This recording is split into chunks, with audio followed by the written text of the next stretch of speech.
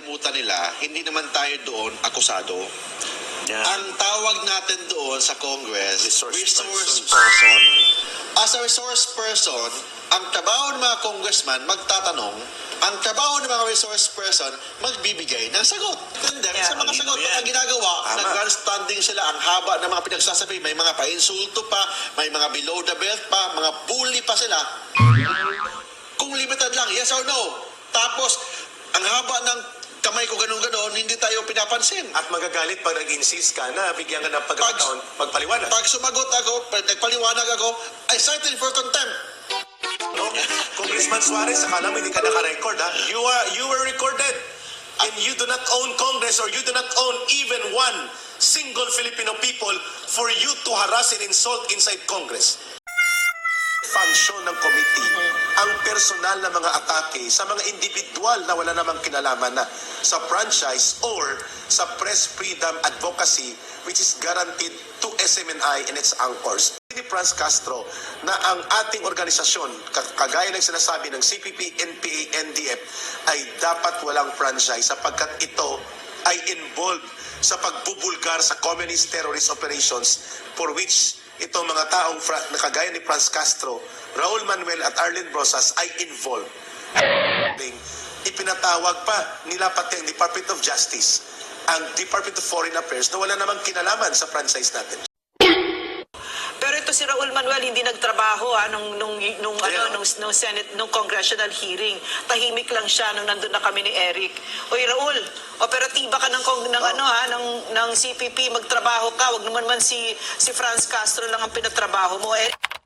Para ipakita, sayang naman pagkakataon natin ka, Eric. Marami nanonood, mga kababayan, panoorin po natin kung sino po ba itong kongresistang ito. Attorney, Panoorin po nyo natin.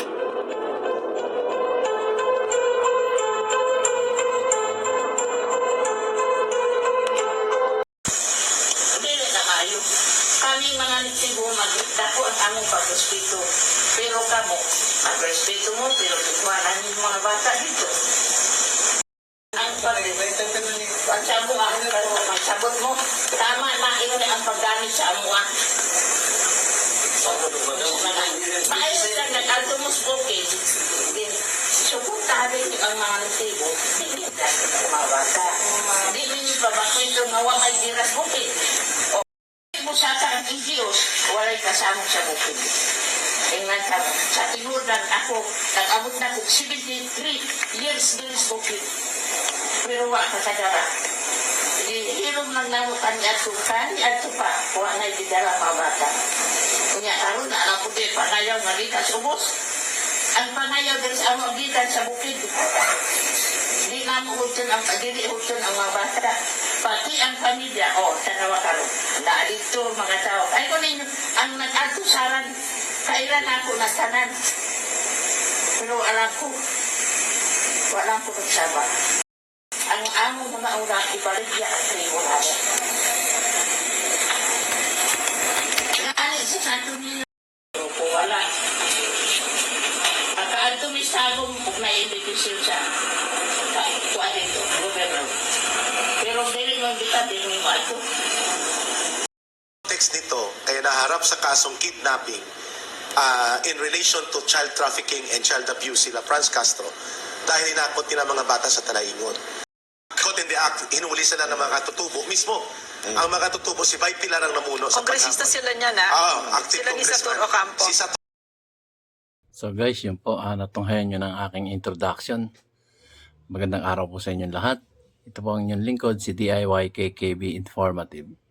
So matutunghayan po natin ngayon yung mga nangyari sa Kongreso, yung kanilang mga komento kung ano ang nangyari doon sa Kongreso nung sila ay sumasagot sa mga kongresista doon. Patungkol ito doon sa prangkisa. Pero sinasabi nila, bukod doon sa prangkisa, parang inokil-kil nila, di umano, yung mga dalilihis ng argumento itong sa loob ng Kongreso.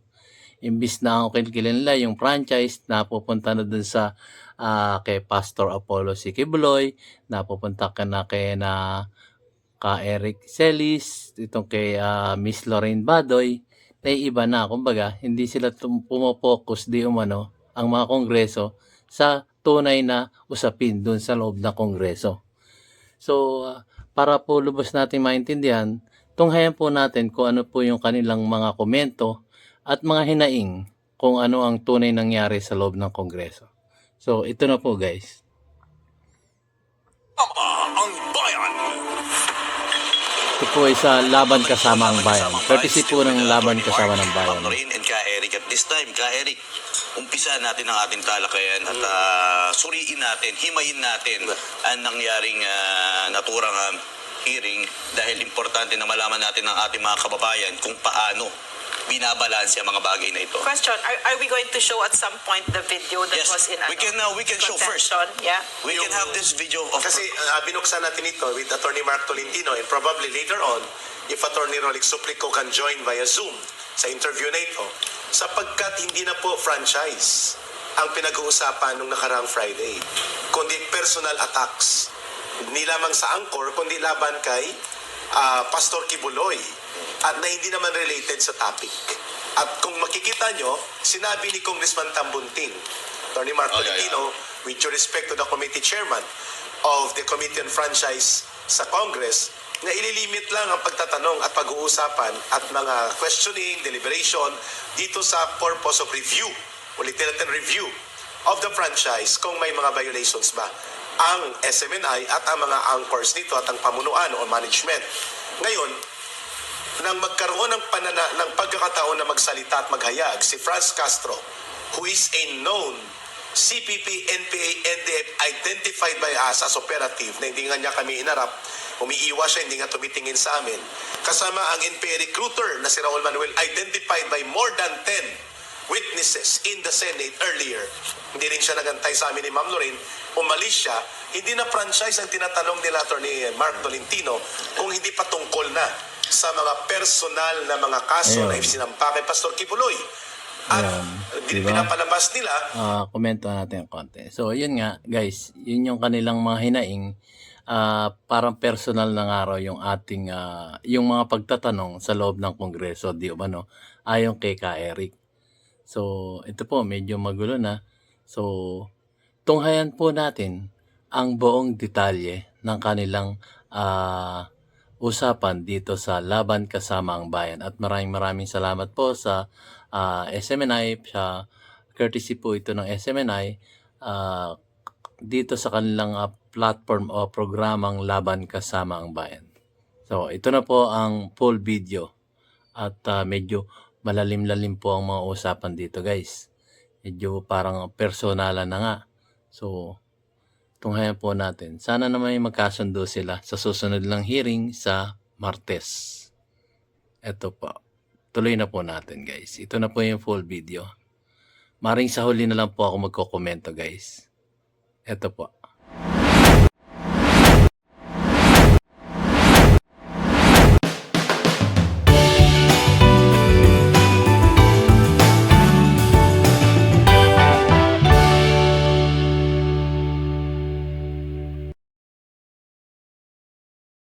natin sila din pala ang may gawa itong CPP, NPA, NDF.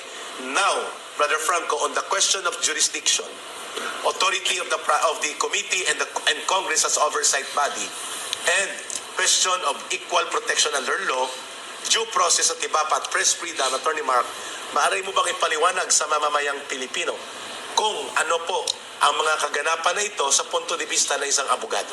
Yeah, we need to study yung tinatawag na constitutional provision ng legislative inquiry. Nakalagay kasi doon that the Congress or any committee of the Congress can conduct investigation but in aid of legislation.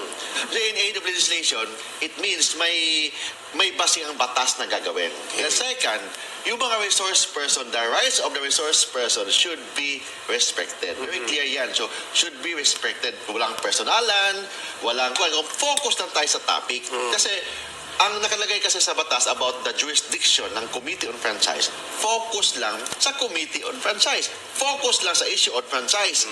Hindi kasama doon yung issues about mga kaso, issue about sa DFA, issues about the Department of Foreign Affairs, but focus lang sa issue about franchise of SMNI. Na malinaw na sinabi at inihayag ng chairman of the committee pero hindi sinunod Oh, yes. ng mga operatiba ng CPP, NPA, NDA, pati lang kaalyado Yes. nila. Lumagpas na doon sa usapin na yun, Attorney Mark. Lampas na. Then second, yung tinatawag na due process Due clause. process, okay. Yung due process clause, ano ba ibig sabihin ng due process? Ang ibig sabihin doon, yung mga congressman should act like Caesar's wife. Beyond any reproach. It means they should act, they should have a cold neutrality of an impartial judge. Ang tanong dyan, hindi ganun ang nangyari. Kung hindi, guilty ka na SMNI. Sagutin mo kami, bakit hindi ka guilty? Hindi ganun. Because the very principle of the due process and yung press freedom and yung tinatawag na democracy and republican government, yung the one who alleges, siya ang may obligasyon na magpresenta ng ebidensya na Yun. guilty yung isang akusado or isang respondent. Yung respondent is presumed innocent until proven guilty beyond reasonable doubt. So sino yung nag-complain, sino yung nag-allege, sila ang magpresenta ng ebidensya. In this case, hindi. Guilty na ang SMNI, mag-present daw tayo ng ebidensya na hindi tayo guilty. And that is in violation of due process. So yun ang pinupunto mo kasi ang binabanggit ni na Ma'am Lorraine, no, Brother Franco, ang mga kababayan, Attorney Mark Tolentino, Ayun. Komento natin ng naglabag na konti. tayo. Tingnan nyo guys, so dito pa lang sa abogadong to, matututo na tayo. Yung pinag-usapan nila sa franchise yun. So, ibig sabihin, sa ibang kaso, pwede nating gamitin logic nila, di ba? So, hindi lang doon sa mga franchise kasi kailangan patunayan mo ang sinasabi ng attorney natin dito. Kaya kailangan patunayan mo kung bakit kami guilty. Kayo yung magpepresenta ng ebidensya. Dahil kami yung inaakusahan. Parang ganit sa korte rin. Kagaya nung nangyari sa aksidente ko. So, ipinresenta ko yung mga ebidensya ko. Kasi may hinuhusgahan ako. Same as here. Kailangan magpresenta sila ng ebidensya. Kaya lang, parang ang nangyayari, sila pa yung pinaglalabas ng ebidensya di umano ayon sa attorney nila. So, marami tayong matutunan dito patungkol sa batas. So, ituloy na po natin.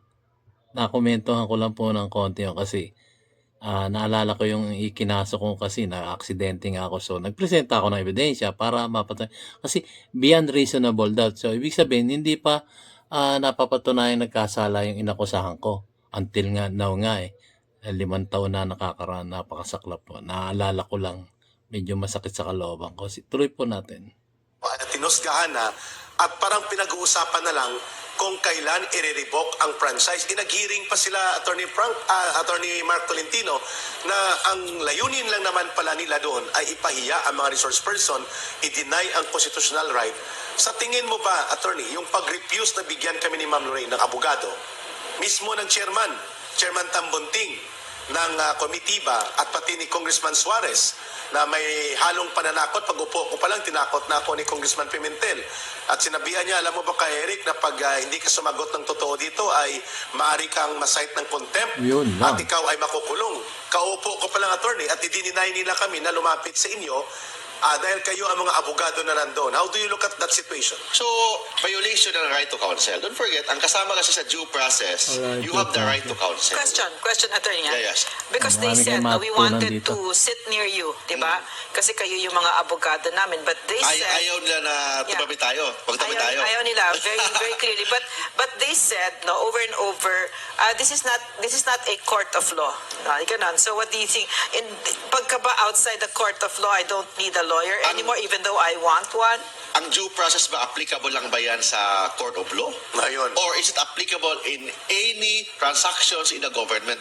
Kasi ang due process is one of the limitation of the power of any government agencies, including Congress.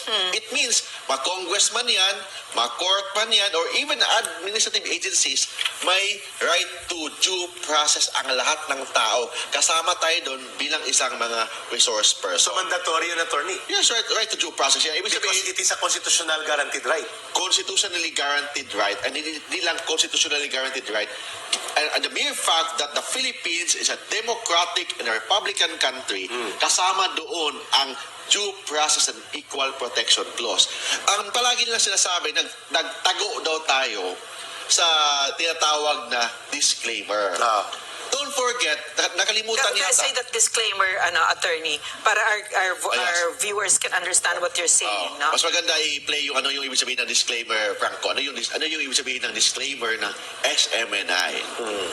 Ano yung sabi na ng disclaimer natin is that the views- SMNI, the views is not, we don't, there. Basahin The views natin and na- opinions expressed by the program host or guest do not necessarily state or reflect the official views and position of Sunshine Radio, DZAR 1026 Manila, Suarez Sug Media Corporation, and Sunshine Media Network International. So, they were saying, nagtatago tayo dito. Palusot natin ito. Actually, ginagamit yan hindi lang ng SMNI. Yes, all. Lahat ng mga media establishment may mga disclaimer. Yes. And ang yung disclaimer kasi, as long as walang nag-declare ng court of law that is illegal, kung walang nag-declare ng ganon, there is a presumption that it is legal. So it means, habang walang batas, kung sabihin natin doon na kailangan bawal kung sabihin nila, bawal ang disclaimer ng SMNI, violation ng Equal Protection Clause yan. Kung bawal ang disclaimer ng SMNI, dapat lahat ng station, bawal ang disclaimer. Correct. Hindi lang ang SMNI. Otherwise, there's again, violation of the Equal Protection Clause ng ating saligang batas. Klaro. They also kept on saying that I found really strange that maraming kaso daw ang SMNI, Okay. maraming kaso. But attorney, ang mga media corporations, that's part of the di ba, na part ng mundo nyo talagang may mga demanda kayo, Okay. di ba? So okay, could you please? Yung kaso, sabi nga ng ating batas, in fact, is part ito ng tinatawag na due process. Okay. That's why very clear na na-violate yung due process ng SMNI. Bakit? Yung tinatawag na maraming kaso ang SMNI. Ang SMNI lang ba ang may kaso? And ang second is kaso equivalent to guilt? Guilt, yeah. Is allegation equivalent to guilt? Hindi. Kung may kaso man, is it final and executory na? Wala. Or pending pa lang yan? Correct.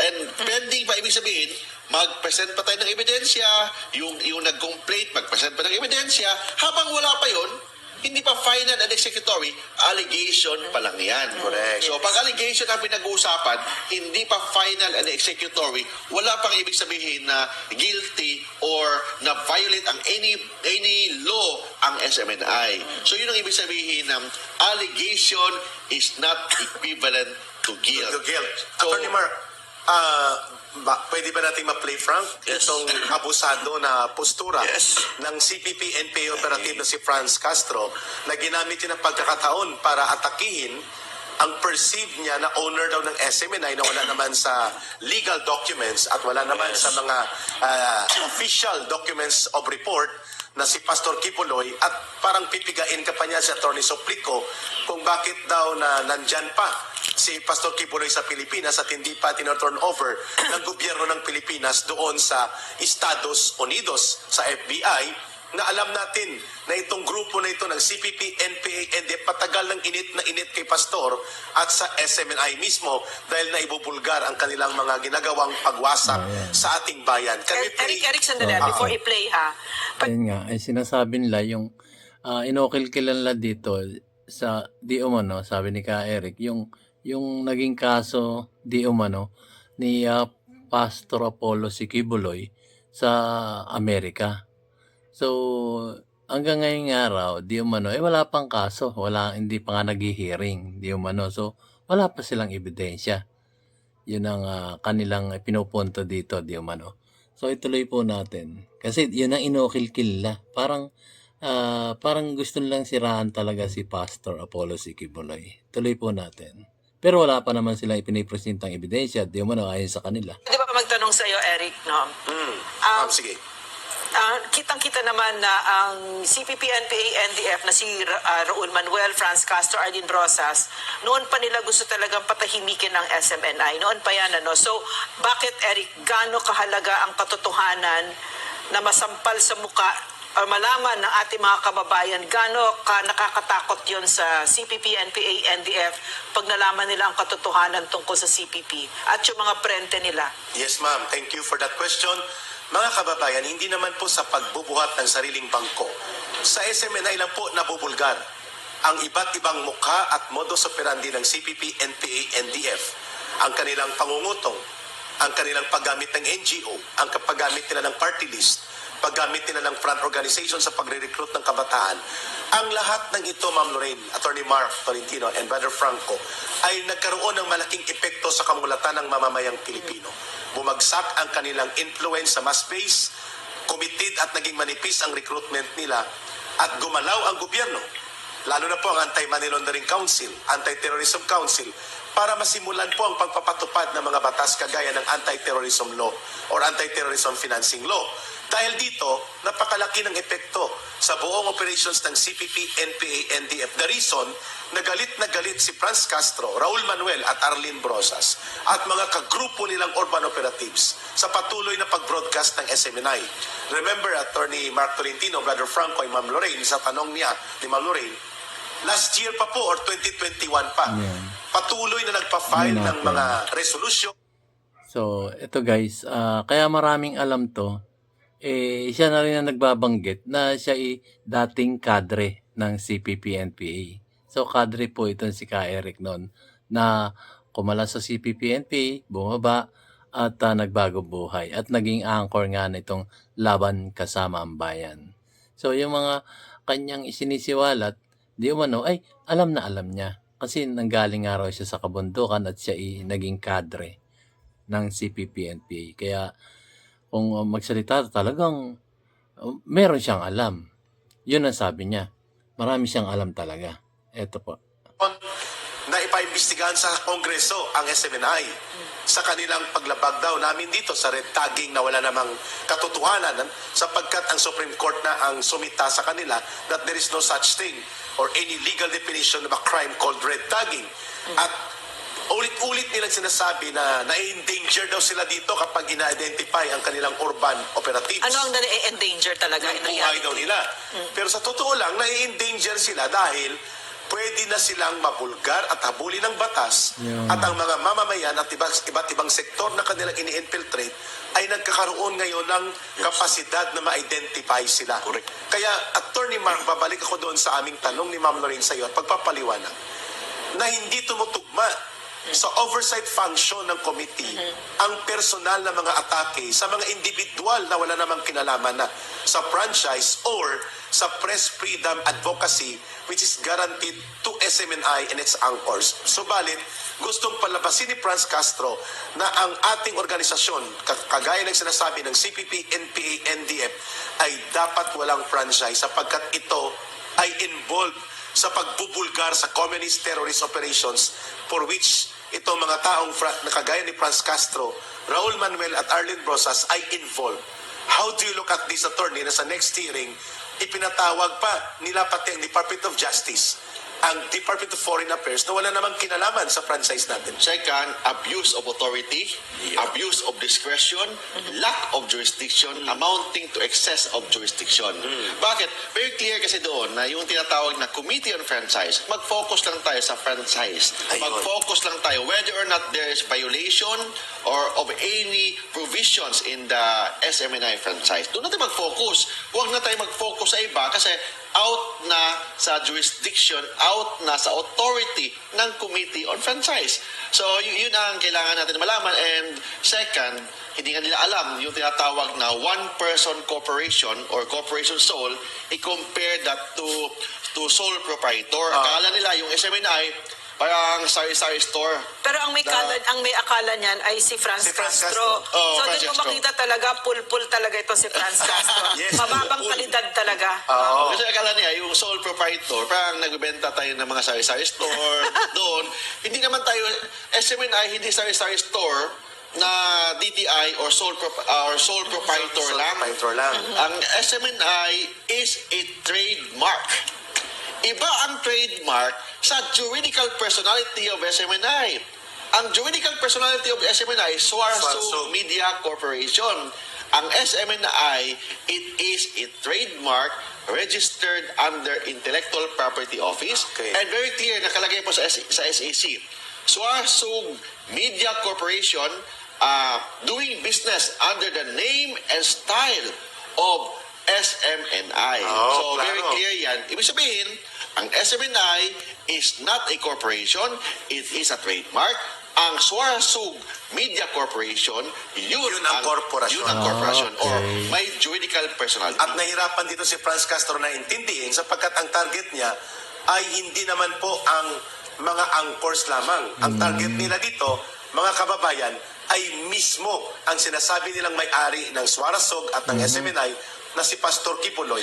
Kaya pati mga kaso na walang kinalaman at pati si Pastor na hindi naman siyang nagmamay-ari ng SMNI o ng Suarezug ay hinahabol nila ni Franz Castro at pinabayaan ito ng komitiba. Pero Eric, bago ka magpatuloy, Eric, Ma'am Lorin, i-play mo na daw natin ang Okay, video. okay. Di pala si Pastor Brother Franco? may-ari. Yes, mga kababayan, panoorin po muna natin ang video na ito ng sa gayon. Na hindi nila pinapalabas, no? na hindi sa nila Congress. pinapalabas. Ngayon na po ay ating uulitin at ating hihimay-himayin. Panoorin po natin ito. Iyon. Here in our next meeting, Mr. Chair. Okay. Yes, Mr. Chair. Okay. Okay, thank you po. But he is in Dubai now, so we can we ask for maybe 2 weeks or 1 week from now? Retake. Yeah, Thank you. okay. Sige. You said at present, Kibuloy is the honorary chairman of SMNI, right? Kasi sinabi mo kanina. Yes, Mr. Chair. Okay.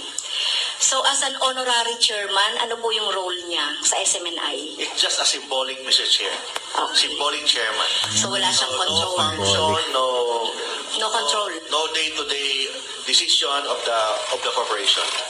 Okay. And sinabi mo rin kanina, Mr. Chair, that Kibuloy is a black timer din. Yes, Mr. Chair. Yeah. In fact, I can present, Mr. Chair, right now a receipt that the Kingdom of Jesus Christ is a black timer of SMNI. So are you aware of the case that Pastor Kibuloy is in the ano, at in fact he is considered as the FBI most wanted FBI for serious crimes. Are you aware? The SMNI, are you aware po? Per news, yes, I'm aware, but I have no personal knowledge. Who has a personal knowledge? I am not the lawyer of Pastor Apollo Kibuloy with respect to that case. So hindi mo alam yung kaso. Yes, Mr. Chair. How about President Marlon Rosette? Do you know the case of Pastor Kibuloy? You can read it. You can read it in the news. Your Honor. Hindi yan yung sagot na tinatanong ko. Do you know the case of, wag ako yung tanungin mo, Yes, Mr. Marlon Rosette? Yes, Your Honor. Ang tanong ko, are you aware of this case? Ni Kibuloy? Yes, Your Honor. Okay. How about Attorney Rolex Attorney Rolex? Hindi ko mabasa. Well, Your Honor, I read about it. Yes but, or no? Are you aware po? Yes or no? But I read about it, so yes. Okay. But I'm not a So, lawyer. yun naman po. I don't even know. So hindi ko po tinatanong kung kayo po yung lawyer. Tinatanong ko lang po. Okay. So ito po yung fact, no? So the string of charges filed against them, including Kibuloy, by prosecutors in Los Angeles, California, include conspiracy to engage in sex trafficking by force, fraud and coercion, sex trafficking of children, marriage, fraud and misuse of visas, bulk cash smuggling, promotional money laundering, concealment money laundering, and international promotional money laundering. So yun po yung case, okay, na final sa kanya doon sa Los Angeles. So with this, Mr. Chair, maybe in the next meeting, I would like to, we would like to invite the DOJ and the DFA as regards dito sa case. Kasi alam natin ang SMNI, dati sinasabi nila ang Malinaw mga kababayan, hindi pa po guilty si Pastor Kibuloy. Anybody can, mga kababayan, hindi po guilty si Pastor Kibuloy. Anybody can file cases, proseso ng batas yan. Sabi ko nga, allegation is not equivalent to Correct. guilt. At wala pang trial. Wala pa. 3 years na. Hindi nga nagta-trial dahil walang ebidensyang prosecution sa Amerika. Attorney Mark, hindi si Pastor Kibuloy ang issue dito. Subalit itong notorious na operatiba ng CPP, NPA, and si Franz Castro ay gusto niyang litisin si Pastor Kibuloy sa committee hearing Yes, tama. sa Kongreso. At nang makita ko ngayon ng footage, nagkamali pala ako, Ma'am Lorraine. Akala ko wala na si Raul Manuel. Nandun sa gilid niya, yun ang dapat litisin. Kasi ito ngayon ay pumapasok, 7 ang testigo sa Senado na nagsasabi na siya ay pumasok at nag-integrate. Nag-immersion sa NPA sa Mindanao at nagre-recruit ng kabataan para gawing NPA at namamatay ang kabataan bilang NPA. Kaya pala nakatalikod siya, hindi siya nagsasalita at hindi siya umaharap sa amin ni Ma'am Lorraine. Attorney Mark Tolentino. May comment lang ako. Ma'am, angay mo microphone. I'm sorry. So, Eric, Attorney Mark at Franco at mga kababayan, no?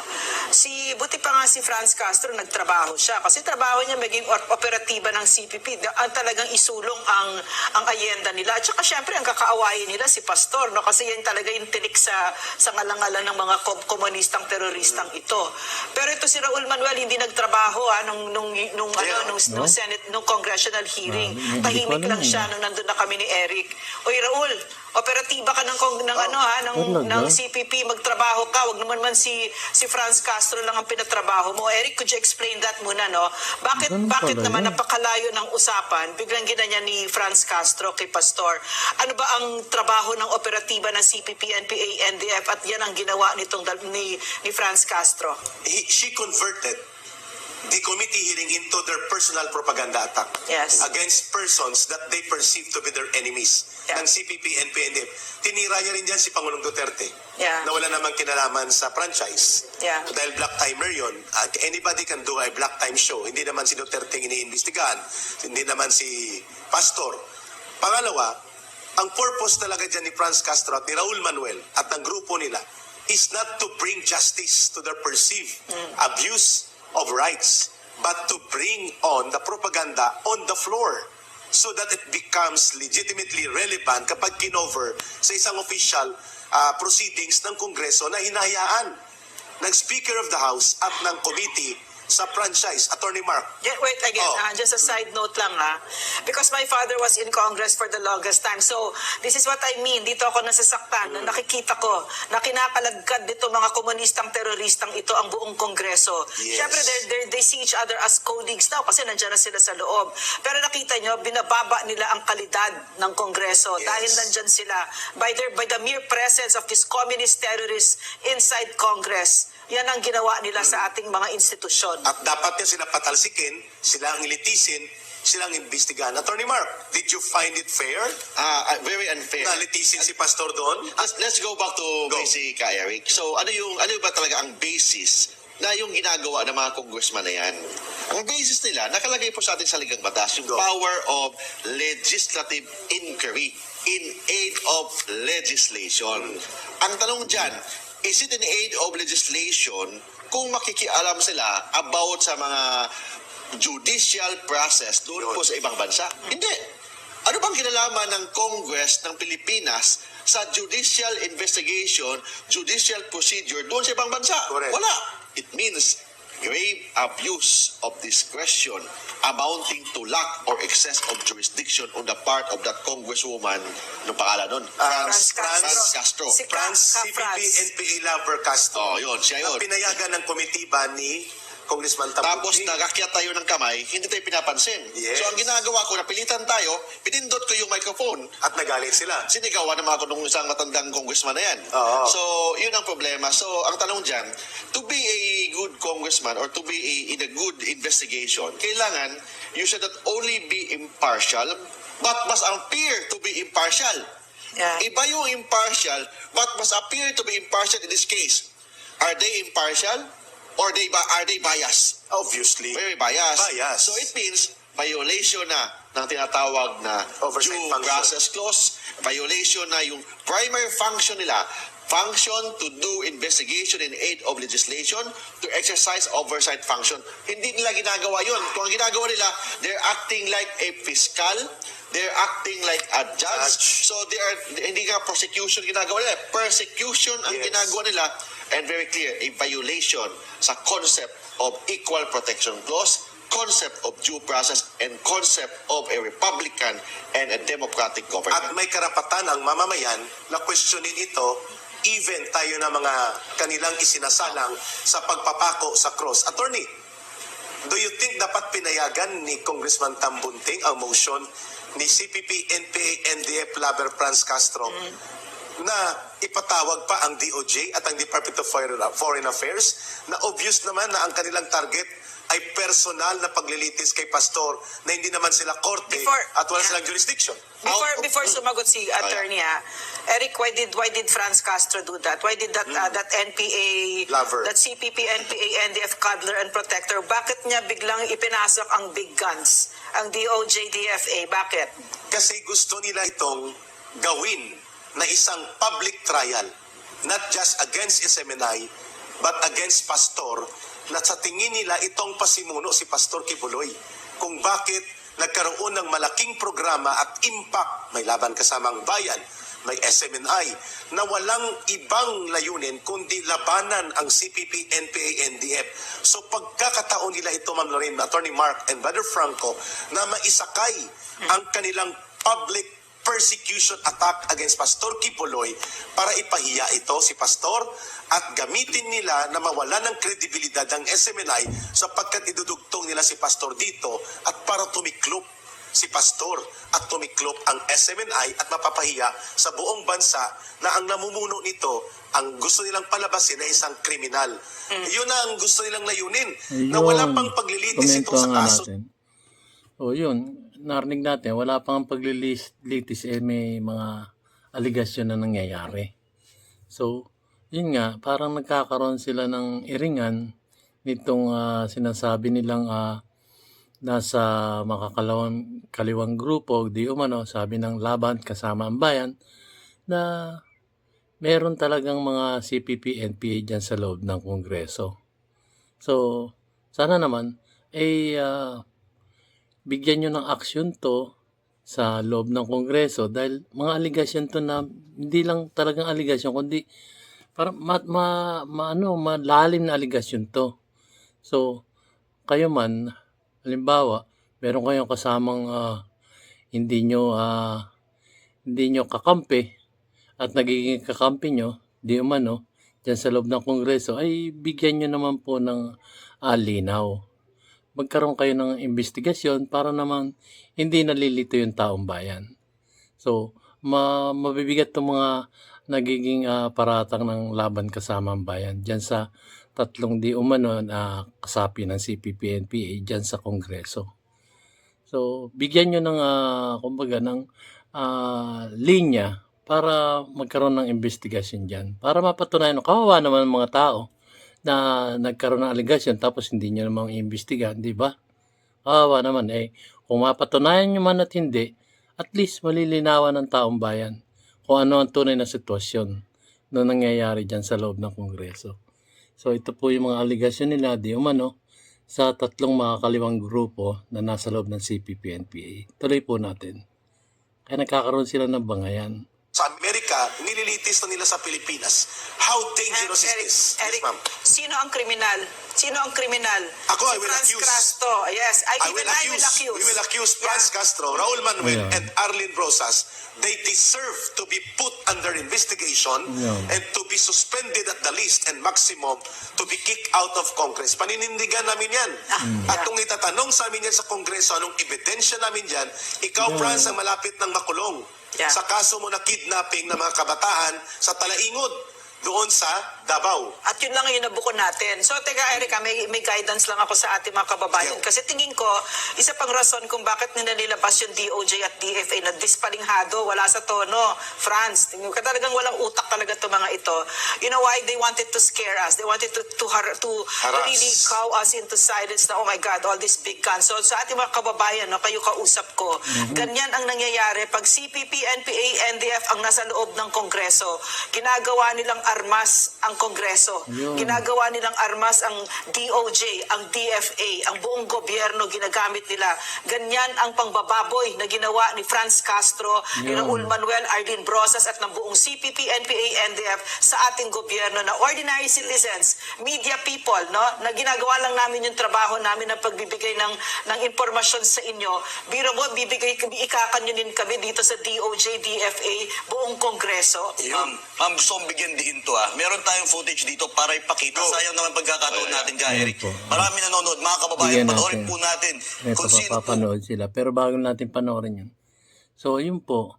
May mga mabibigat na aligasyon. At kasamahan nyo ito sa loob ng Kongreso. So, bigyan nyo naman po ng pansin. Pero, ako may napanood na rin ako sa Senado. Parang nagsimula na tong hearing patungkol dito sa kay Congressman Raul Manuel na di umano siya yung tinuturo na nagre-recruit ng mga kabataan para umakyat ng bundok at sumapi sa CPP-NPA di umano. So hindi natin alam yun. So kailangan bigyan nyo ng pansin. Kasi kawawa naman yung mga tao kung hindi naman totoo, napapublish sila. Pero kung mapapatunayan naman, so be it, kung ano man ang inyong makikita sa inyong investigasyon doon sa tatlong tinutukoy ng angkor ng laban kasama ang bayan. So para naman mabigyan na ng linaw. Kasi kawawa naman, halimbawa, hindi napatunayan. Di kawawa yung tao na naparatangan na.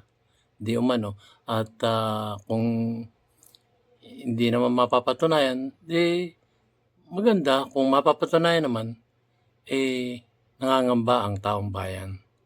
So, ituloy po natin. May pakikita silang video So, tunghayan po natin. Pa itong kongresistang ito. Attorney, Panoorin ako po nyo na. natin.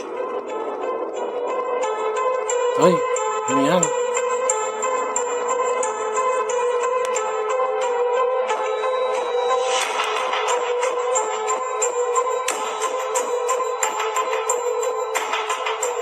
Mga tayo wag ipapatay. Kung siya man na. Dili na kayo. Kaming mga nagsibo magdako ang among pag-respeto. Pero kamo, pag-respeto mo, pero ikuhanan yung mga bata dito. Oh. Dili mo na lang kinaya. Dili mo, tama na hindi dato bibang ang ang sabong ang magsabot mo. Tama na ang paggamit sa amuan. Maayos lang nag-alto mo spoken. Suportahan niyo ang mga nagtibo. Hindi lang kumawata. Hindi niyo pa ba ito nawa may diras bukit? Oo. Kano ka na rin mawata dito? Huwag diras bukid. O bilig mo sa ang Diyos, walay kasama sa bukid. Kaya sa tinuran ako, nag-abot na kong 73 years diras bukid. Pero wak katagara. Hilom lang namo kani at pa. Wak na ibigara mga bata. Kanya karon na alam ko ba pangayaw nga gikan sa ubos. Ang pangayaw din sa among gikan sa bukid. Di na mo hutun ang dili hutun ang mga bata. Pati ang pamilya. O, tanawa karon. Dito mga tao. Ay ko ninyo, ang nag-adto saran, kailan ako nastanan. Pero alam ko, walang po nagsaba. Tayo naman ka, tanawa. Nanay mga advertise sa radyo nga sayaw-sayaw ang mga nagtibod to kan mangayo o suporta sa nasun. Ibaw na mo nga sa ato pa. Sino yung pinagsasabihan? Hindi ko makakita yun. Naalit sa ato ninyo, dali sa paro, dili makaabot ang mga nagtibo. Kung karon ninyo, maabot ng sabaw. Dili na po yun. Namunang habang mga bata sa lain-lain grupo, wala. Makaadto may sagong kung na-invitation sa kuwan dito, gobyerno. Pero dili mo imbita, dili mo ito. Mula nang matirilimos ang taga-bukit, dili, maningsamot magaling ng magtrabaho. Aron makakaon, aron makabataan sa bukit. Sino ba yung Aron kanyang... lang na panahon na pagsulod dito na isamo.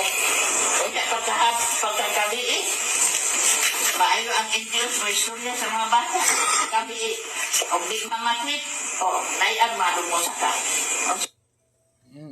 ang context nito kaya naharap sa kasong kidnapping in relation to child trafficking and child abuse sila Franz Castro dahil hinakot nila mga bata sa Talaingon. At Caught in the act. Caught in the act, hinuli sila ng mga katutubo mismo Ang mga katutubo, si Vice Pilar ang namuno sa Kongresista paghapon. sila niyan, ha? Active Sila ni congressman. Satur Ocampo. Si Satur retired na, ma'am. Retired na siya, pero yung former. Former. Si Franz, ma'am, active siya dyan. Yeah. Nang mahuli sila, attorney, at may pending case ito. Ngayon, ito ang kanyang kinagagalit, attorney Mark Tolentino. Ma'am Lorraine, Brother Franco, dahil inilalabas dito yan sa SMNI ang kanilang kalapastanganan at mga krimen sa mga katutubo at pamayanan ng mga kabataan Eric, katutubo. pasingit lang, ha? Ano bang ginawa nito sila Franz Castro sa ating mga katutubo? The most heinous crimes on our indigenous peoples: kidnapping, murder, mass murders, in fact, sexual abuse, terrorist financing, slavery, child warriors. Nagdanak ang dugo sa ancestral domain dahil kay Franz Castro.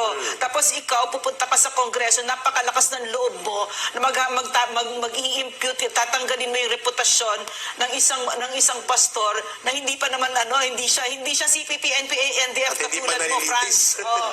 Pero ikaw, napakarami ng atraso mo sa taong bayan, Franz Castro. Yun. Tapos hindi Go, naman attorney. kasama yung topic, yung about Pastor Apollo Kibuloy. Ang pinag-usapan natin dito, SMNI, Exactly.